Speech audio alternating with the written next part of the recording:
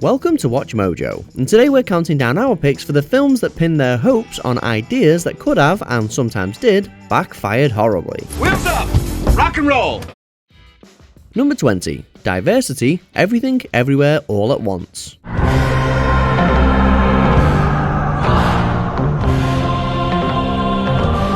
In 2018, Crazy Rich Asians seemingly proved to Hollywood that a cast without a white star could still make millions. Despite that success, it took 4 years until we saw another Asian-led blockbuster. Hollywood didn't necessarily have big expectations for the heady sci-fi indie film and wasn't sure how to market a weird movie with such a diverse cast. However, the film's bold casting choices ultimately proved groundbreaking.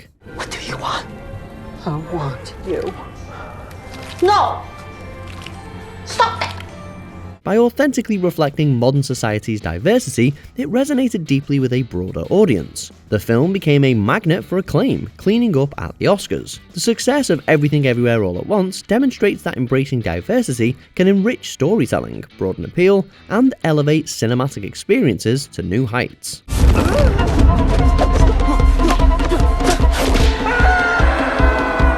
Number 19. Space Horror, Alien. What's the matter? The food ain't that bad, baby. The space race of the 1960s captivated the world and ignited a new interest in space travel and science fiction. Star Wars capitalized on it with a space adventure that dominated the world. 2 years after the blockbuster success of Star Wars, director Ridley Scott turned space science fiction on its head. Instead of a cantina full of puppet aliens or a fairy Wookiee, his creature was a killing machine with acid for blood. Instead of banding together to fight evil, Scott's ragtag crew of spacefarers were brutally picked off one by one. While the heroes of Star Wars fought an evil empire, in Alien they fell victim to corporate greed. The success and longevity of Alien proves that space can be home to many different stories. Number 18. Restarting the superhero genre, XMen. You actually go outside in these things? What would you prefer? Yellow spandex? Joel Schumacher's second stab at a superhero film, Batman and Robin, was both a critical and commercial failure. It seemed like a death blow to the genre. Though 1998's Blade was technically a superhero film, it really took X-Men to reinvigorate the genre. Even so, it presented a big risk. Besides Patrick Stewart, the film starred an ensemble of relatively or completely unknown actors. It was an accident. X-Men took a more grounded, character-driven approach than most previous superhero films. As in the comics, X-Men directly tackled the themes of discrimination and personal identity. Its success at the box office, coupled with positive reviews, revitalized interest in superhero films. Decades later, stars like Hugh Jackman are still reprising their roles. Number 17. Disney goes PG-13, Pirates of the Caribbean, The Curse of the Black Pearl. You seem somewhat familiar. Have I threatened you before? In the modern era, Disney is a mega corporation that controls the rights of everything from Captain America to Predator. But that wasn't always the case. They generally stuck with animated and family movies, which is why the first Pirates of the Caribbean film represented such a big swing. You best start believing in ghost stories, Miss Turner. You're in one. It was the first ever PG-13 movie under the Disney banner. It was a film full of bawdy humour and violence, two things traditionally far removed from the Disney brand. Not sure I deserve that. Moreover, the Gore Verbinski epic cost a whopping $140 million to produce. Disney's gamble paid off, as The Curse of the Black Pearl made hundreds of millions at the box office and spawned a ton of merchandise and several sequels. This is the day that you will always remember as the day that you... Number 16. Casting John Travolta, Pulp Fiction. When Quentin Tarantino decided to cast John Travolta in his out-of-sequence crime caper Pulp Fiction, it almost killed the film. By the start of the 1990s, Travolta's career was on a downswing after a series of box office and critical disasters. Pulp Fiction producer Harvey Weinstein was dead set against Travolta. Tarantino and his agent fought tooth and nail for the casting, and eventually Weinstein gave in.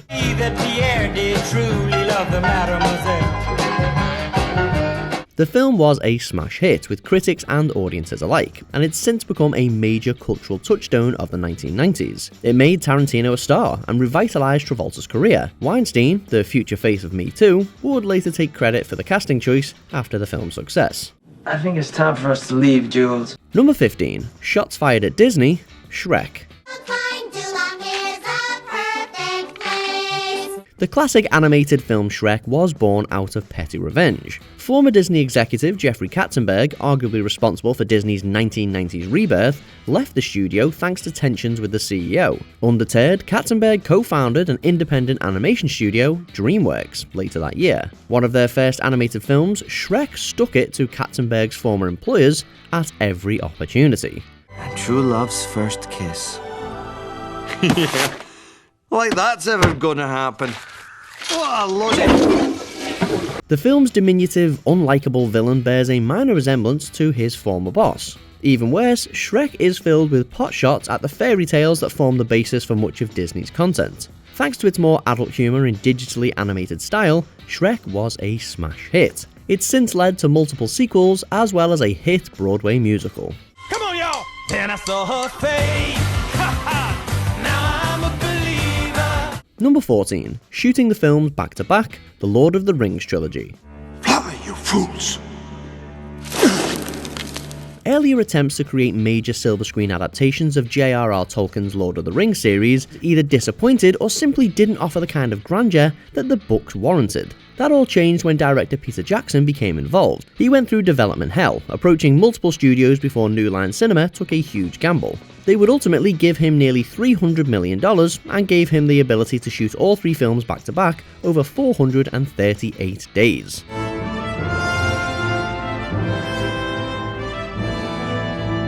It was a major commitment and a significant risk, but shooting the films in this way enabled them to release them quickly, maintaining audience interest, which would have waned had there been years between each film. The result is cinema history.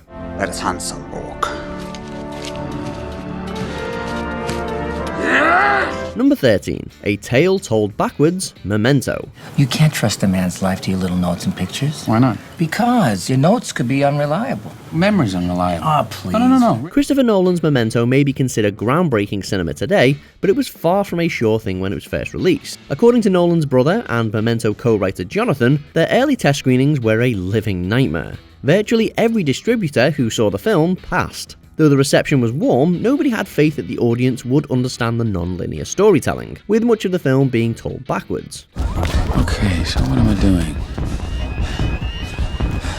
Oh, I'm chasing this guy.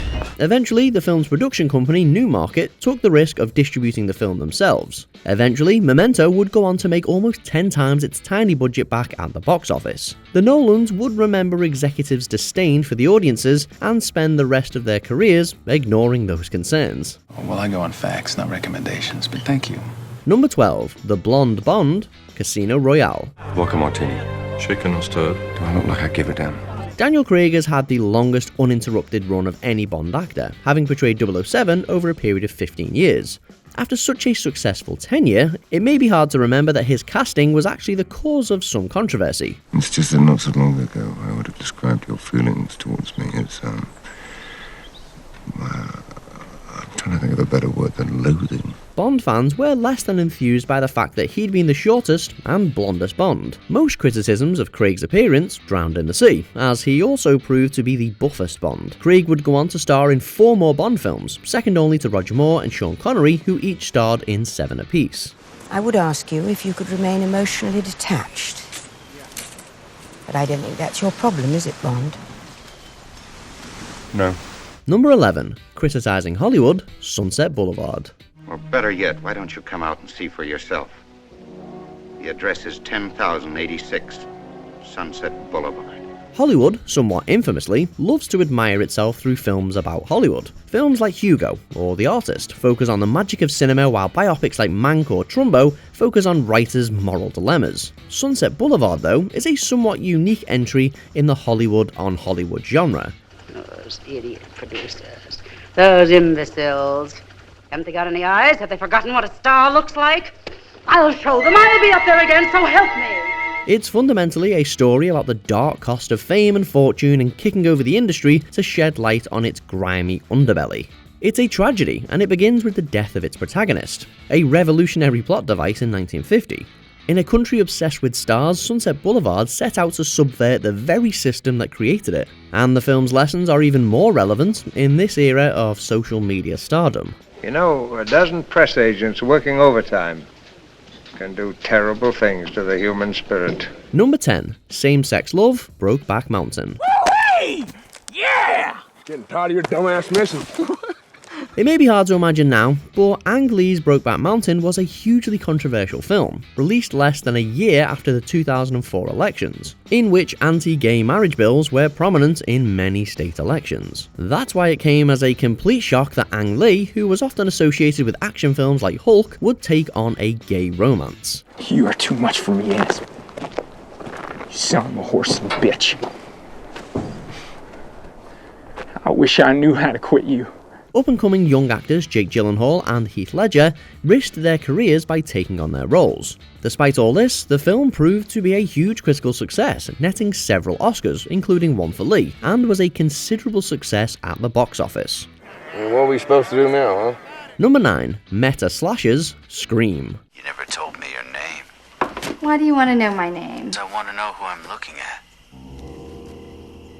What did you say? By the summer of 1996, the slasher subgenre of horror films was little more than a joke. The Halloween, Nightmare on Elm Street and Friday the 13th franchises had 22 films between them. For the most part, slasher films had become tired and schlocky. Fortunately, one of the godfathers of the genre, Wes Craven, set about to create a new franchise, one that poked fun at all that came before, even his own work. Oh, you want to play psycho killer? Can I be the helpless victim? Scream was a unique offering. It was oddly self-referential, mocking slasher tropes while clinging to them faithfully. Slasher films by then were relegated mostly to the B-movie shelf at Blockbuster, but Scream was a full-blown theatrical sensation. That's the beauty of it all. Simplicity. Besides, if it gets too complicated, you lose your target audience. Number 8. Casting Heath Ledger, The Dark Knight. And here we go. Chris Nolan's follow-up to his revitalized Batman was a hotly anticipated film. Batman Begins ended with a reference to the most famous member of the Caped Crusaders Rogues Gallery, the Joker. When the director announced that the role would be played by Australian actor Heath Ledger, many fans were absolutely furious. I believe whatever doesn't kill you simply makes you stranger. According to Nolan, even the studio didn't like the choice. For months, Nolan was subjected to complaints that this was arguably the worst casting decision ever made. Nolan never wavered, and promised audiences something they'd never seen before. And he couldn't have been more right. From the film's opening moments, audiences the world over were enthralled by what is widely considered to be the best live-action adaptation of the character ever. If you're good at something, never do it for free. Number 7. Embracing on-screen violence, Bonnie and Clyde. Hey, that ain't ours. Sure it is. No, but we come in this one. I don't mean we have to go home in it. By 1967, Hollywood was over 30 years into the Hays censorship codes, but films like Bonnie and Clyde were consigning it to the dust heap. The film's blend of graphic violence, overt sexuality, and anti-hero protagonists was a slap in the face of censorship. Directed by Arthur Penn, it faced significant studio resistance and controversy upon release, especially for its now classic ending. Hey.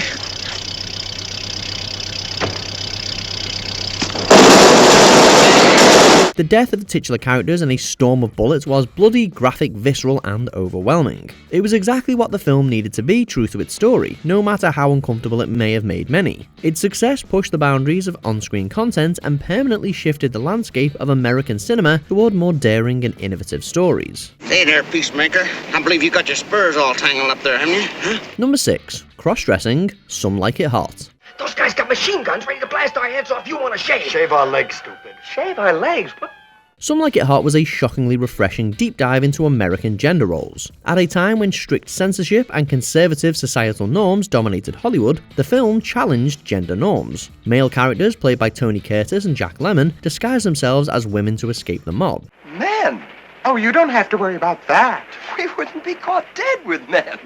Rough, hairy beasts with 8 hands. This premise allowed the film to humorously but incisively critique gender norms and highlight the fluidity of identity. Director Billy Wilder's daring approach provoked controversy, but ultimately paid off. The film's witty script, brilliant performances, and progressive themes resonated with audiences, achieving critical and commercial success. Some Like It Hot not only pushed boundaries, but also paved the way for more open discussions about gender in cinema. I tell you, I will never find another man who's so good to me. Number 5. Interracial Love. Guess Who's Coming to Dinner? Just exactly what you're trying to pull here. I'm not trying to pull anything. I was looking to find me a wife. Guess Who's Coming to Dinner was a gutsy mainstream Hollywood film that took on the topics of race and interracial marriage right smack dab in the middle of the civil rights movement. The film was released just 6 months after the Supreme Court enshrined the right to interracial marriage in Loving v. Virginia. The film centered on a white woman bringing her black fiancé home to meet her parents. Daddy, you're making John and me nervous. Am I? Well, I wouldn't want to do that. I wouldn't want to make anybody nervous. How about you, Chris? You nervous? At its heart, it's a movie about prejudice, and one that risked alienating conservative American audiences and sparking backlash. It approached the subject with sensitivity, humanizing all its characters. Sidney Poitier, Katharine Hepburn, and Spencer Tracy's performances resonated deeply with audiences. Its success presaged an America that would slowly grow more comfortable with interracial relationships. Because in the final analysis, it doesn't matter a damn what we think. The only thing that matters is what they feel. Number 4. RDJ carries a universe, Iron Man. Is it cool if I take a picture with you? Yes, it's very cool. Marvel Studios is no stranger to big risks. In 2014, James Gunn directed a film about virtually unknown alien characters in space. Guardians of the Galaxy was a major hit, but that risk was nothing compared to Kevin Feige's first big leap of faith. I am Iron Man. In 2006, Robert Downey Jr. was struggling. Time and again, his troubles with substance abuse and the law derailed his career, most recently after winning an Emmy in 2001. The director of the upcoming Iron Man film, Jon Favreau, met with RDJ and knew he was the man for the job. I'm being responsible. That's a new direction for me, for the company. Hesitant though he was to pin his hopes for a cinematic universe on Downey, Kevin Feige relented. That decision set the tone for decades of media and changed Hollywood altogether. Let's face it, this is not the worst thing you've caught me doing. Number 3. A feature-length cartoon, Snow White and the Seven Dwarfs. Happy, sneezy, dopey. What funny names for children. When critics learned that Walt Disney was working on the world's first feature-length cartoon, they thought he was crazy. They dubbed his project Disney's Folly, predicting financial ruin for Disney and his company. Someone's cooking. Smells good. I mean, the challenges Disney faced were massive. The production costs for animation were through the roof. It was a time-consuming and costly process. The lack of any real marketing testing meant that Disney was treading in completely unknown waters. That film was Snow White and the Seven Dwarfs, and despite being released in the middle of the Great Depression, it made over $8 million at the box office. What's the matter? Cat got your tongue? The film validated animation as a serious art form and established Disney as the king of the format.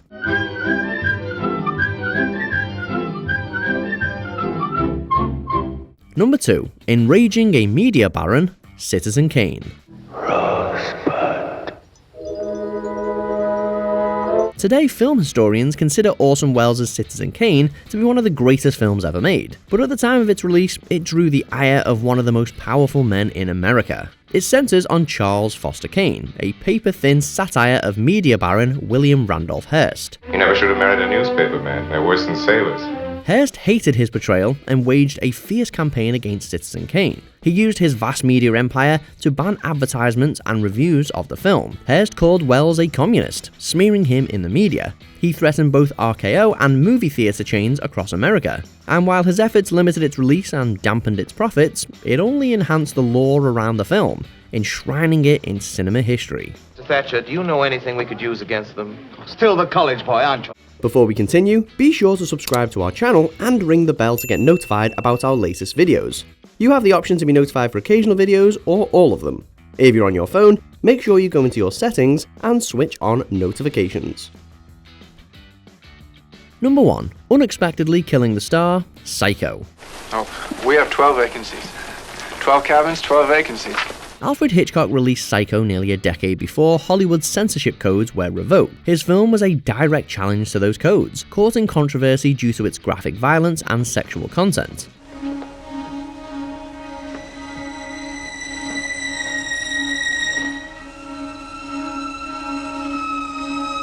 But one of its most shocking innovations did not defy the codes, it defied audience expectations. Janet Leigh was a major star, and audiences assumed she would be a main character throughout the film. So, imagine their surprise when she was suddenly killed off halfway through the picture. And to be dispatched in such a graphic manner just added to the shock.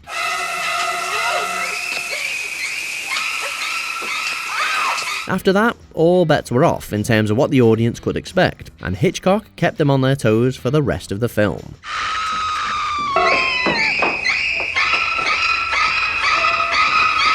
So, what do you think was Hollywood's biggest gamble? Share your thoughts below. I think we should be leaving now. Yeah, it's probably a good idea. Did you enjoy this video? Check out these other clips from WatchMojo and be sure to subscribe and ring the bell to be notified about our latest videos.